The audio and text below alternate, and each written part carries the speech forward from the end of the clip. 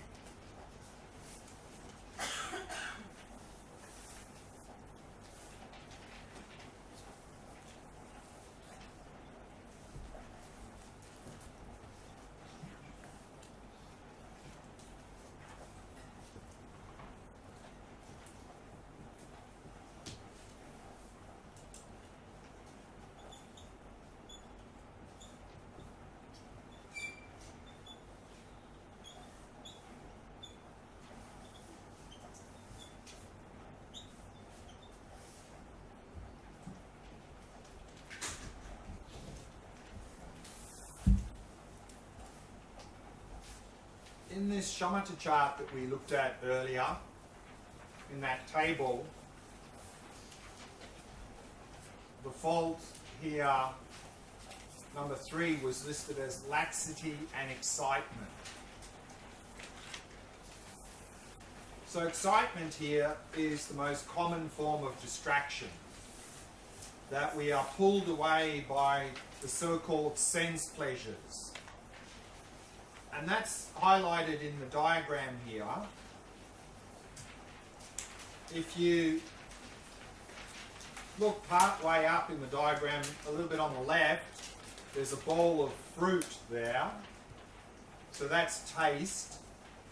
Beside it is a silk cloth, so that's touch. Above that we have 2 round objects. These are symbols, so that's sound.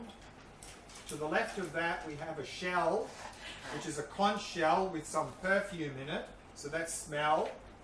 And then diagonally above that we have a round object here, which is a mirror, so that's visual. So they are the 5 sense objects that are the most common form of distraction. So hence we often have distraction being called excitement, because that's the most common type of distraction. And normally, of course, what happens is when we get distracted, we often get frustrated, upset, we come back and we clamp down more tightly on the object, which is not really going to help. So therefore I introduce these 3 words here in the meditation, that the first thing to do when we notice we get distracted, instead of getting frustrated and upset, is just simply relax. And then release the distraction, let go of the distraction, and then very gently return to the object without clamping down more forcefully. So every time you get distracted, relax, release, return. Keep coming back to the object. The other imbalance here is laxity, which is the technical word, of course, for dullness.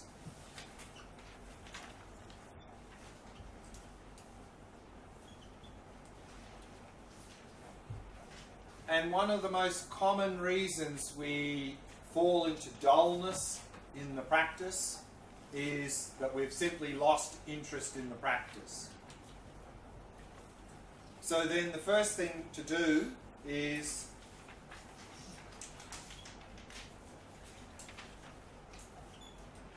refresh our interest in the practice, maybe by reflecting on the benefits of the practice. Then to restore our attention on the object.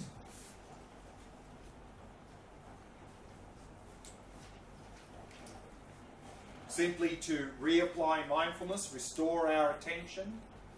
But then, of course, not just to restore it and fall into dullness again, but then to retain a flow of mindfulness.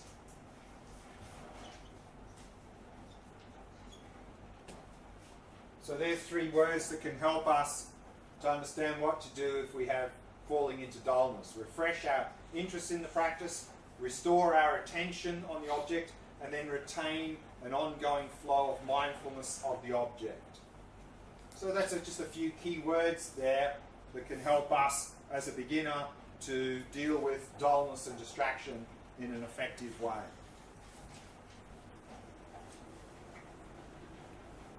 Any questions?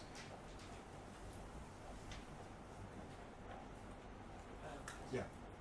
About refreshing, could you give some ideas on how to do that? Because you probably don't want to get into theorizing about meditation while you're doing it. No, I mean, ideally, of course, we have reflected on the benefits of this practice before the meditation, and actually one of the main motivations to do the practice, hopefully, is not just because someone told us to do it, but rather that we really appreciate the benefits. So if you really appreciate the benefits of this practice, then this probably doesn't need to, you probably won't really need to do it so much. And if you do, you'll just very briefly remember there's a lot of benefits. It's not like you go through each one in the middle of the meditation. So ideally then, again, is to have reflected on these benefits previously, so that if you do fall into dullness because you're losing interest, you just very briefly remind yourself of the benefits, and then you're back enthusiastic again. Okay. Let's now move on to the 3rd variation of the breath practice. So far we've done the full body breath practice, which is particularly good for relaxation. And the one we did this morning was to focus at the area of the abdomen, particularly good for improving stability of attention. So let's now have a look at the practice focusing at the entrance of the nostrils. And when we say the entrance of the nostrils, we're talking about anywhere in this area here. So some people find it easier to focus at the actual entrance of the nostrils. Other people find it easier to focus this small area above the upper lip. So anywhere in this area, whatever you find easiest, that's where to focus. So let's have a look at this practice by, again, reading a little bit from this Attention Revolution book from Alan Wallace. And he talks about this practice here. He says, and this is on page 46. Mentally, the initial emphasis in shamatha practice is on relaxation, which can be induced by attending to the sensations of breathing throughout the body. The second emphasis is on stability of attention, and for this it can be helpful to observe the sensations of breathing in the region of the belly. Then, having established a foundation of relaxation and stability, we shift emphasis to cultivating clarity of attention. It is crucially important that stability is not gained at the expense of relaxation, and that the increase of clarity does not coincide with a decrease of stability. The relationship among these 3 qualities can be likened to the roots, trunk, and foliage of a tree, the analogy we brought up earlier. As your practice grows, the roots of relaxation go deeper, the trunk of stability gets stronger, and the foliage, or branches and leaves, of clarity reaches higher. In this practice session, shift the emphasis to clarity. You do this by elevating the focus of attention and directing it to a subtler object. Direct your attention to the tactile sensations of your breath at the apertures of your nostrils or above your upper lip, wherever you feel the in and outflow of your breath. Elevating the focus of attention helps to induce clarity, and attending to a subtle object enhances that further. Observe these sensations at the gateway of the breath, even between breaths. There is an ongoing flow of tactile sensations in the area of the nostrils and upper lip, so sustain your attention there as continually as possible. If the breath becomes so subtle that you can't detect the sensations of its flow, quiet your mind and observe more carefully. as you arouse the clarity of attention, eventually the sensations of the breath will become evident again. On the periphery of your awareness, you may still note other sensations throughout the body, as well as sounds and so on. Just let them be without trying to block them out, and focus your attention single-pointedly on the sensations around the apertures of your nostrils. Count your breaths if you find this helpful. Arouse your faculty of introspection so that you can quickly note whether excitation or laxity has arisen, i.e. dullness or distraction, and take the necessary steps to balance the attention when such problems occur. So this is the practice we're going to do now. So again, of course, the basis is relaxation. Now, in this particular practice, there are two things that are quite common when we begin this practice. One, of course, is that because it's a more subtle object, it's harder to detect the sensations, so there can be a natural tendency to tighten the focus. So we need to make sure that we keep nice and relaxed. So in this practice, it's particularly helpful to monitor particularly the area of the face. Often what happens is people tense, and so they have a lot of tension around the eyes or forehead. So if you notice a lot of tension here, then really relax, relax, relax, relax. The other thing that often we tend to do at the beginning stage of this practice is that because it's hard to pick up the sensations, we artificially make the breath more forceful. We don't really want to do that. So just allow the breathing to flow naturally and don't force the breath in any way. So pay particular attention to these two things. Stay relaxed and let the breathing flow naturally. And as he mentioned, if you find it helpful, again, if you find yourself distracted a lot and you find it helpful to count or note the breath, then you can bring that in as well. Just a couple more things and then we'll go to the practice.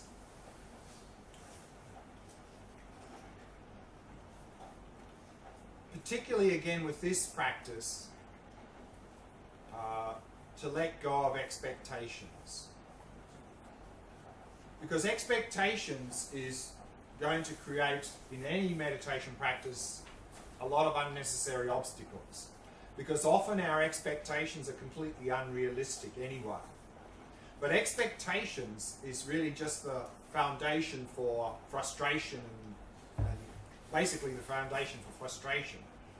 So, of course, it's important to know how to do the practice and what the goal of the practice is, but then to drop any expectations and simply work in the present moment as best we can.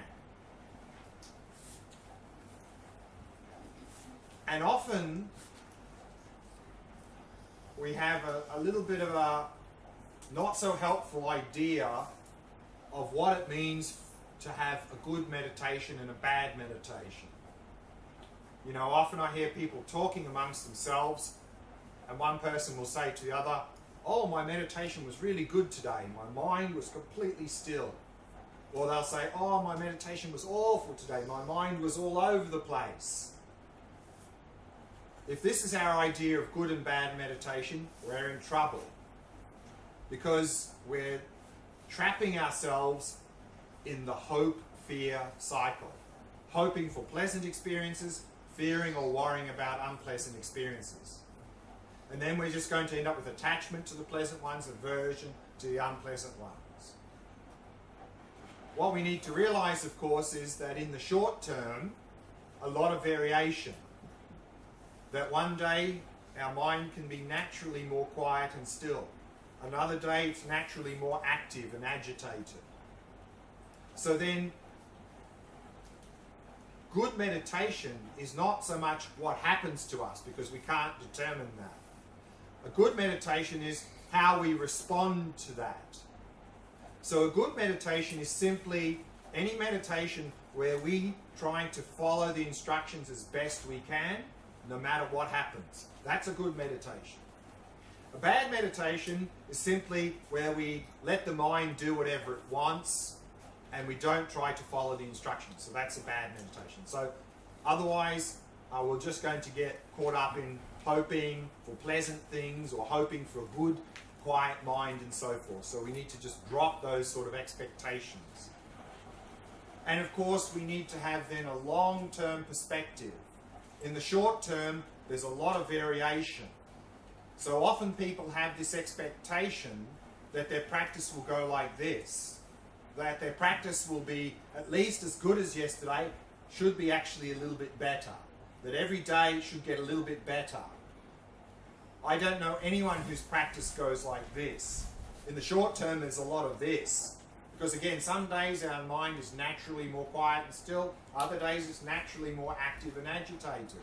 So to have a long-term perspective, not to have a short-term perspective.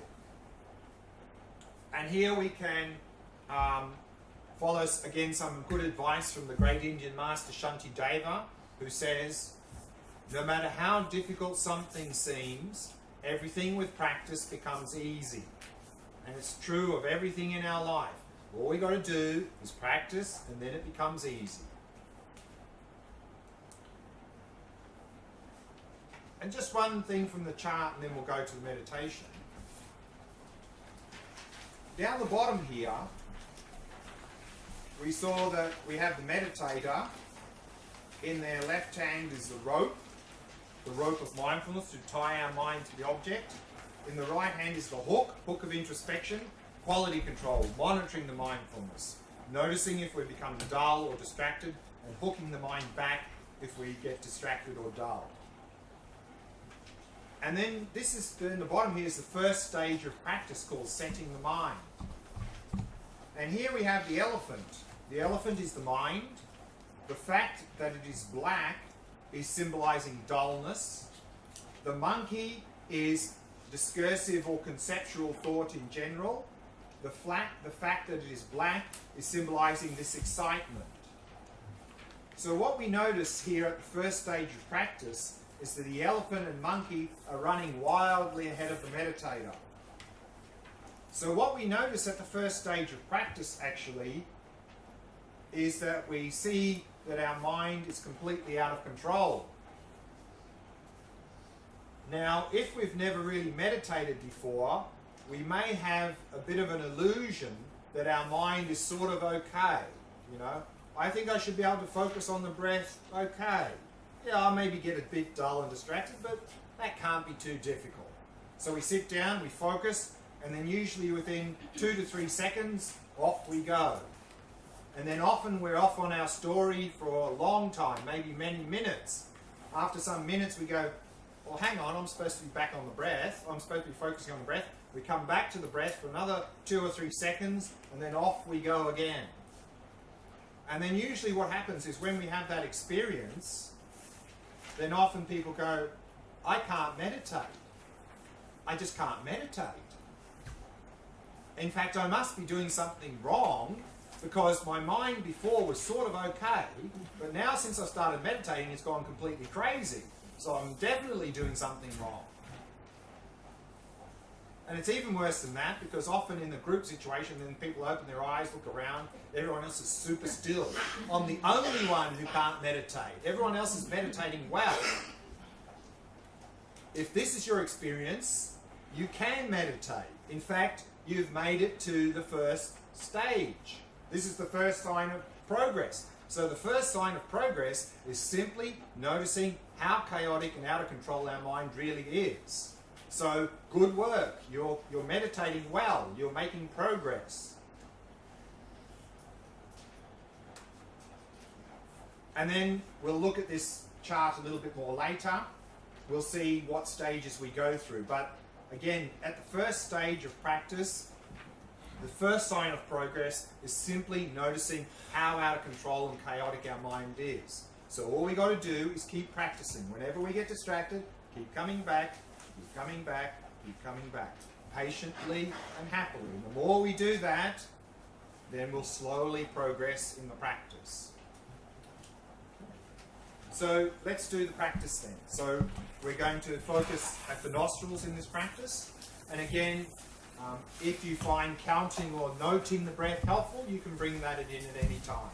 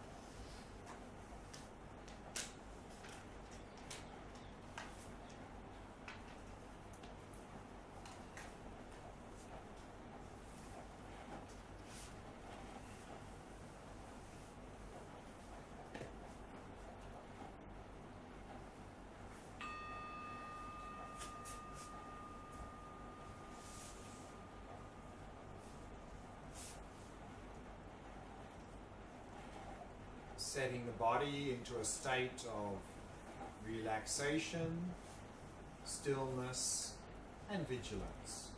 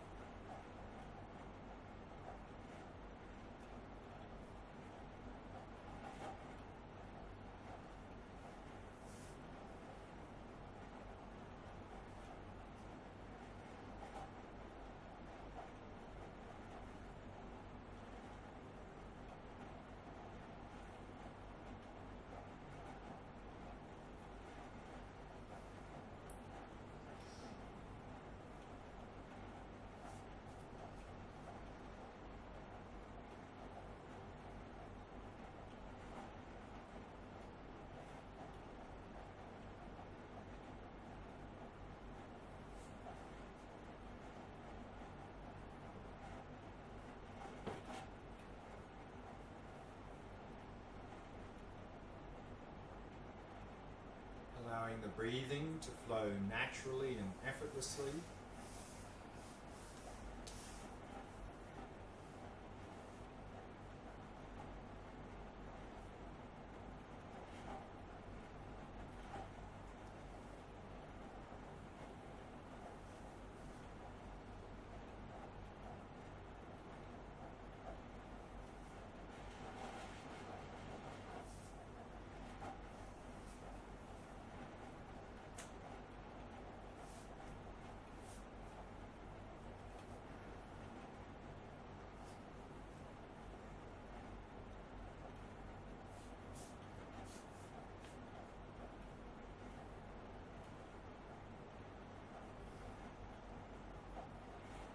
Letting go of any thoughts of the past or the future. In particular, letting go of any expectations for this meditation. And simply allowing the mind to come to rest in the present moment. Focusing on the sensations of the breath throughout the body.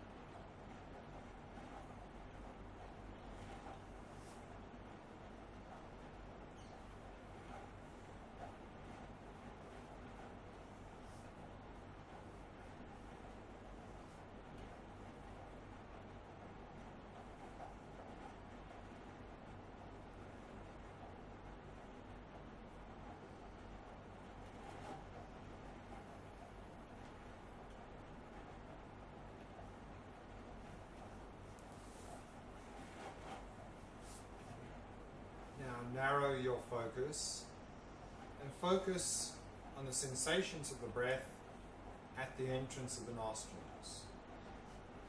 So you can focus at the actual entrance of the nostrils or the area above the upper lip, whichever you find more easy.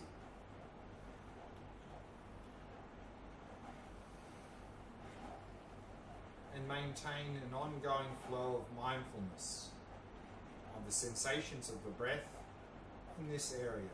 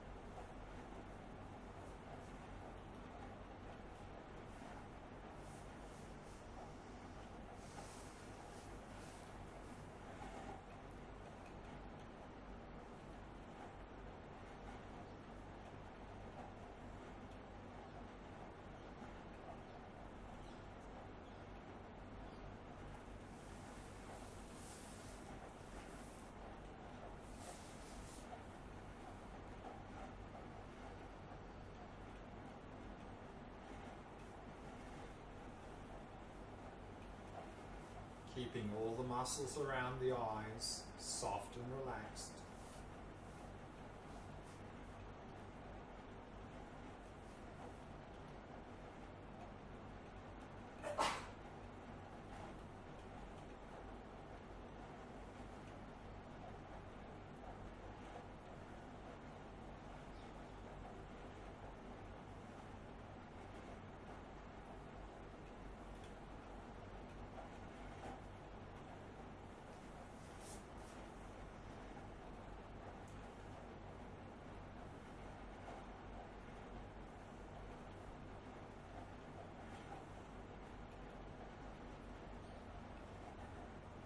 Not trying to control or force the breath in any way.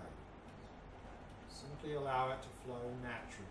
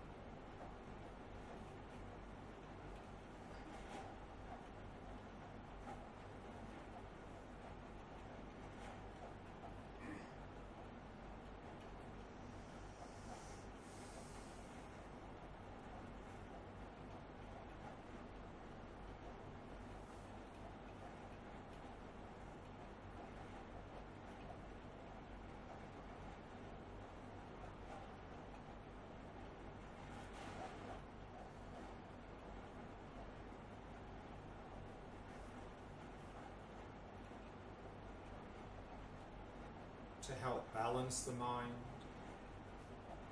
We can use the out breath as an opportunity to relax and release any tightness, tension and distraction.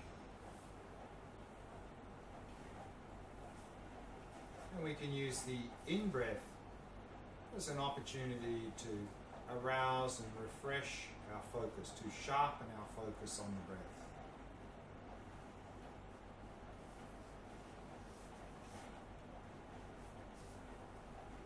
So that then we can be both relaxed and focused.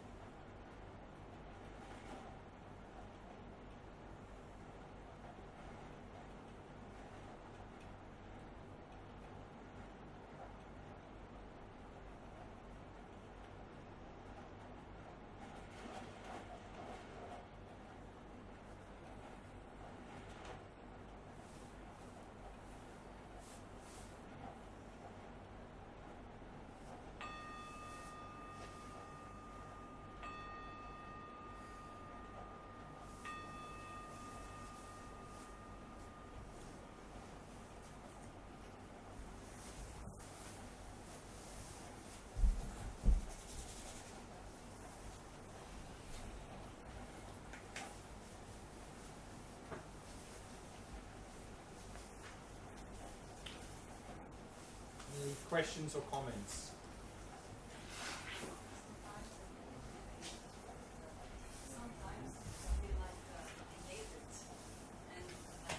Sometimes you feel what, sorry? Like I nailed it on the breath. Oh, yeah. Concentrated, and this moment is lost.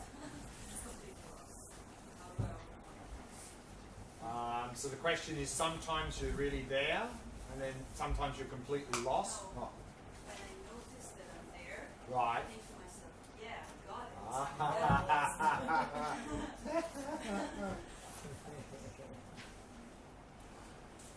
it. Again, it's to have a long-term perspective, and rather than get caught up in that experience, because what happens then often when we have an experience like that, we go, oh, that's nice, I want that. That's craving and attachment. So that craving and attachment will push us out of that. So rather than craving some experience,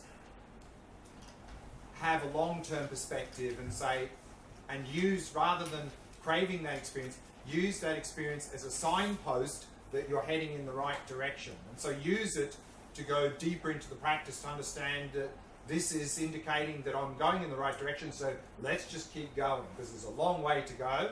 We're in the right direction, rather than I want to hold on to this. Since yesterday's meditation till now, each time I start yawning, Yawning. not because I'm tired or want to sleep. I have a feeling that it's either expression of anxiety or maybe releasing the anxiety. I think it can be a number of one tear. I think it can be a number of things. One is sometimes that can happen if we are manipulating the breath and we're not getting enough breath. That can be one thing. Another thing that often happens is, particularly when people come from directly from like busy lifestyle to a retreat like this, and in the busy lifestyle it's go, go, go, go, go, go, and then collapse, go, go, go, collapse. You know, that's our normal routine. And so when we come here and we're encouraged to relax, the body goes, thank you, finally. But then of course we sort of collapse. So often what happens in the first day or two of these sort of retreats, people get very sleepy, very tired, because their body needs rest, because they've been driving their body too much. And so then that's okay. You know, in the initial stages, day or two or so, give the body rest, and then slowly we can start to